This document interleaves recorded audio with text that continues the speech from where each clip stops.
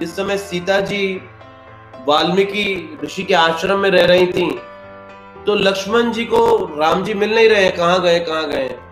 और लक्ष्मण जी बड़ी मुश्किल से उनको ढूंढा, वो किस कोने में बैठे हुए हैं। और राम जी रो रहे थे, सीता जी को याद करके रो रहे थे। इसीलिए राम जी के बारे में कहा जाता है, उनके जीवन में एक जो था बड़ा मुख्य सिद्धांत था, एक पत्नी एक तीर। उनके तुनीर में एक ही तीर होता था, दूसरा तीर नहीं रखते थे।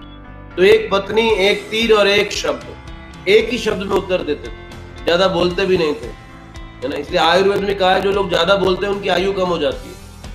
बोलते हैं कि जो बोलते हैं ज्यादा, उनकी शक्ति बड़ी क्षय होती है और उनकी आयु अपने आप ही कम हो जाती है, श्वास ज्यादा लगते हैं ना बोलने में। इसलिए प्रभुपाद जी कहते थे कि ये हमको जो श्वासों को संभाल के रखना चाहिए।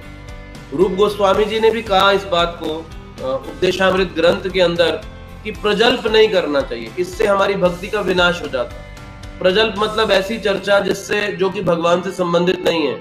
ये संसार की कथा, कृष्ण कथा नहीं, संसार कथा। तो संसार कथा को बोलना नहीं चाहिए, इससे हमारी जो प्राण शक्ति है वो कम हो जाती है। तो मुंह वो खोलना चाहिए जब हम भगवान के बारे में बोलना चाहें। इसलिए वो प्रसिद्ध वैष्णव गीत में कहा गया है भक्ति विनोद ठाकुर जी के द्वारा, बोलो कृष्ण भजो कृष्ण करो कृष्ण शिक्षा। कि अगर बोले तो बोलिए कृष्ण के शब्द को, कृष्ण शिक्षा को और कृष्ण शिक्षा को। तो यही बोलना चाहिए हमको, इसके अलावा और कुछ बोलना ही नहीं चाहिए मुंह से। तो भगवान राम मितभाषी थे, वो कम बोलते थे, इसीलिए उनको, उनके जीवन में एक का प्रिंसिपल बड़ा शक्तिशाली है। एक शब्द, कम शब्दों में उत्तर दे देते। इसीलिए एक महान व्यक्ति का परिचय है कि कम शब्दों में बड़ी गहरी बात कह जाता है।